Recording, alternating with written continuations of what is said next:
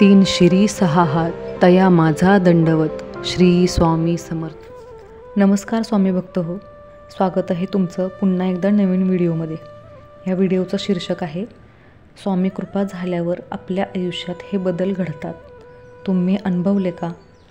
त्याआधी व्हिडिओ पूर्ण पहा आणि चॅनलला सबस्क्राईब केलं नसेल तर आत्ताच सबस्क्राईब करून घ्या. चला व्हिडिओला सुरुवात करू.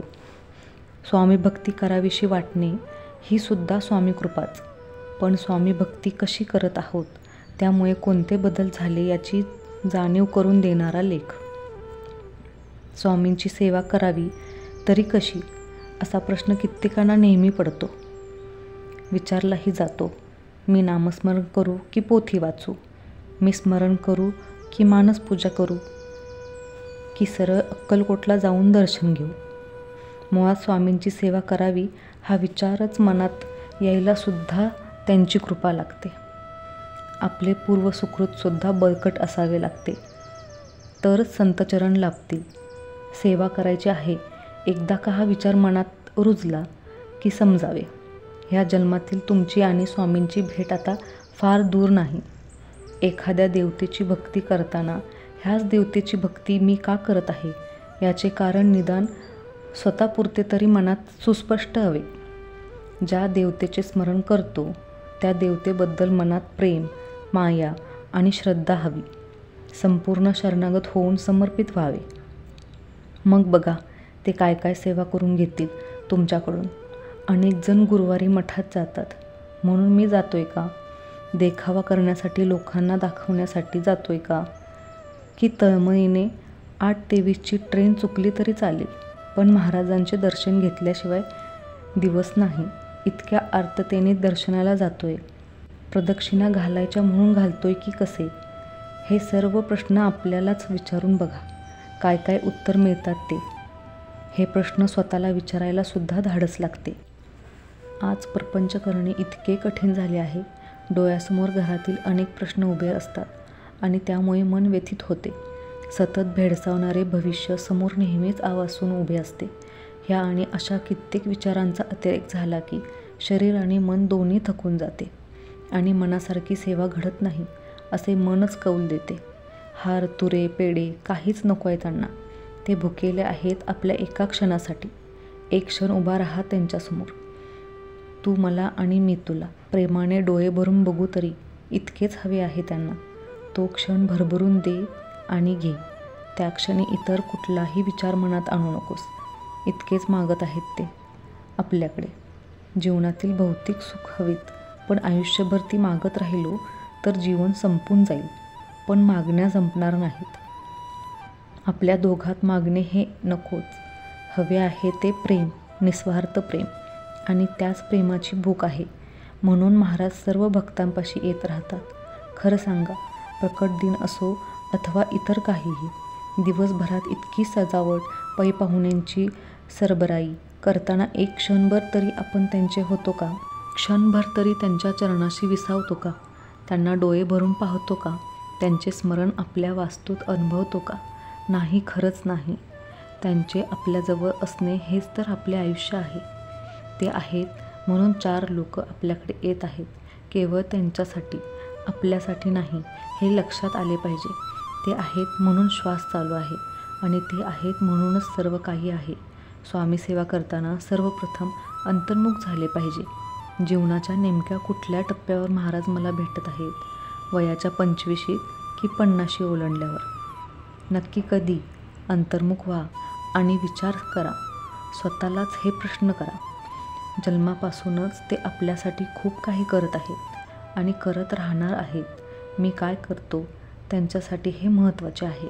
अध्यात्म नेमके काय आहे? मला का यात यावेसे वाटले? कुणी किंवा कुठल्या प्रसंगाने भारावून ओढल्यासारखं आलोय मी? कुणी आणले की मी स्वतः आलोय? भास होत आहेत का त्यांचे? जवळ असलेल्या त्यांच्या भक्तीची अनुभूती मिळते. आजवर आयुष्य कसे गेले, काय मिळवले आणि काय गमावले, सगळे लग डोळ्यासमोर आहे. एका क्षणात आयुष्याचा चित्रपट डोळ्यासमोर जातोय आणि समजत आहेत आपल्या केलेल्या चुका, अपराध, केलेला आळस आणि अपमान, जे कधी आपण केले तर कधी आपले झाले. महाराजांचे अधिष्ठान आपल्या आयुष्यात नेमके कुठे कसे आहे? नुसते स्वामी स्वामी करत होत नाही, तर त्यांच्या आज्ञेत राहणे आणि त्यांचा शब्द खाली पडू न देणे, ही तर खरंच कसोटी आहे. नामस्मरण सुरू झाले की आपल्यातील दोष स्वतःलाच दिसायला लागतात आणि आपल्यात अंतर्बाह्य अनमोल असे परिवर्तन होते. देह सर्वत्र आणि आत्मा मन त्यांच्या चरणी कशी अवस्था प्राप्त होते. आपल्यातील अहंकार लोप पावू लागतो आणि देण्याची वृत्ती बळावते. घेणे मागणे आपोआप कमी होत जाते.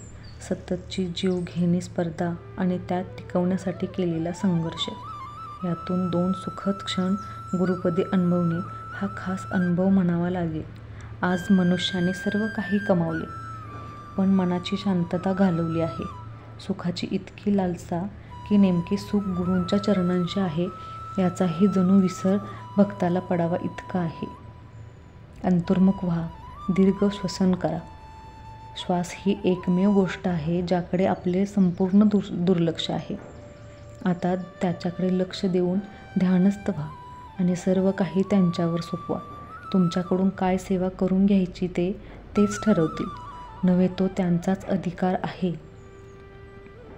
याची प्रचिती क्षणोक्षणी आहे. कोणाचीही ओंज रीती राहणार नाही इतके भरभरून सुख समृद्धी आपल्या ओंजळीत ते घालणार आहेतच. त्यामुळे मागणे आता काहीच उरणार नाही. त्यांचा सहवास लाभणे, चांगले विचार मनात रुजणे, दुसऱ्याला मदत करायची बुद्धी होणे, सतत दुसऱ्याचा तिरस्कार मत्सर यातून निर्माण होतात ते फक्त दीर्घकालीन आजार आणि त्यापासून परावृत्त होणे. यासाठी आज मनापासून अंतर्मुख झालात तर तुमची आभाळा इतक्या चुका आणि अपराध तुम्हालाच दिसतील. काहीतरी कुठेतरी राहून गेले आहे. नक्की काय ते शोधा. कोणाचे पैसे द्यायचे राहून गेले आहेत, कोणाचा अपमान केला आहे, कोणाची बदनामी केली आहे, कोणाची निंदा, कोणाच्या दुःखाला कारणीभूत ठरला आहात. नक्की काय? विचारा आपल्याच मनाला आणि बघा कशी 16 नंबरी सोन्यासारखी खरी उत्तरे मिळतील आणि डोळे खडकन उघडतील. आपल्या प्रत्येक प्रश्नाचे उत्तर आपल्याचपाशी आपल्याच कृतीत आहे. महाराज केले की सर्व चांगले झाले पाहिजे. आळशी झालो आहोत आपण. जरा उतार नको आपल्याला. सतत यश हवे. हव्यास वाईट असतो. घर आहे पण मोठे हवे, मग बंगला, अजून हवे. हे हवे न संपणारे आहे आणि आपण जीव तोडून ह्या हव्यासापोटी धावत आहोत. ज्या महाराजांच्या चरणाशी त्यांच्या सानिध्यात आनंद आहे, परमोच्च सुख आहे, जिथे नको जायला आपल्याला. कारण महाराजांच्या चरणांशी गाद्या गिरद्या AC सर्व सुखाची साधने नाहीत, उंच उत्तरे नाहीत की मेजवानी नाही, पण आयुष्याच्या संध्याकाळी आपण शोधात असणारी शांतता मात्र त्यांच्याच चरणांशी आहे आणि शेवटी ती शोधत आपण तिथेच पोहोचतो. हे त्रिवार सत्य आहे. आज AC मध्ये झोपून रात्रीची झोप नाही. आपण सगळ्या जगाला फसवू पण आपल्या मनाला नाही. का झोप येत नाही? कारण अनेक चुकीच्या कर्माचे मनाचे ओझे आहे मनावर. माफी मागा, सगळ्यांशी प्रेमाने वागा, झोप नक्की येणार. मुळात आपले कुठेतरी चुकले आहे ते स्वीकारा. बस इतकेच करायचे आहे. आपल्याला जे कठीण आहे, सर्व काही जे केले आहे, मग ते चांगले वाईट काहीही असो, केलेल्या सर्व कृत्यांची जबाबदारी घ्या. कोणाला दुखावले असेल त्यांची माफी मागा, तरच महाराजसुद्धा माफ करतील आणि त्यांच्या चरणी आपला प्रपंच वाहा. बुद्धी देणारे तेच आहेत, शेवटी करते आणि करवतेसुद्धा. यावर दृढ निश्चय ठेवा आणि समर्पित व्हा. हाच तो क्षण ज्याने आपले जीवन काट टाकल्यासारखे बदलून जाईल. आनंदाला बहार येईल आणि आरोला नवीन पालवी फुटेल. जीवन घडवण्यासाठी मिळालेली ही सुवर्ण संधी आहे आणि त्याचा उपयोग करून घेणे निव्वळ आपल्याच हाती आहे. दूषित कर्मे जीवनात पाठ सोडत नाहीत. म्हणून कर्म करताना महाराजांचा चेहरा डोळ्यासमोर आला पाहिजे. त्यांना हे आवडेल का? हा प्रश्न सतत मनाला पडला पाहिजे आणि त्यानुसार आपले वर्तन असायला हवे. स्वतःशीच अत्यंत प्रामाणिक राहणारा भक्त महाराजांच्या सेवेत निरंतर दाखल होतो. यात वाद नाही. पुण्यस्मरण म्हणजे अधिकाधिक स्मरण, सतत त्यांचा ध्यास, त्यांच्याच विचारात जीवन व्यतीत करणे म्हणजेच खरी सेवा. श्री स्वामी समर्थ. व्हिडिओ आवडल्यास लाईक, शेअर, सबस्क्राईब करा. कमेंट करायला विसरू नका. धन्यवाद.